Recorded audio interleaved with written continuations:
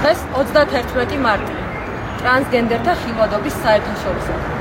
ძალიან მინდოდა ამ დღეს გარეთ გასვლა და მსვლელობაში მონაწილეობის მიღება. თუმცა ღია ცის ქვეშ უსაფრთხო სივრცის არარსებობის გამო ეს ვერ შეიძლება. ტრანსგენდერი ადამიანების უფლებები განსაკუთრებულად ირგვლივ. კანონით მონიჭებულ უფლებას აგრესიას ზღუდავს. ღია სივრცეში უსაფრთხოება დაცული არ არის. ეს დღე ტრანსგენდერი ადამიანების უფლებათა დაცვის კუთხით მნიშვნელოვნად დატვირთვას ატარებს. მეც მინდოდა მსვლელობაში მონაწილეობის მიღება.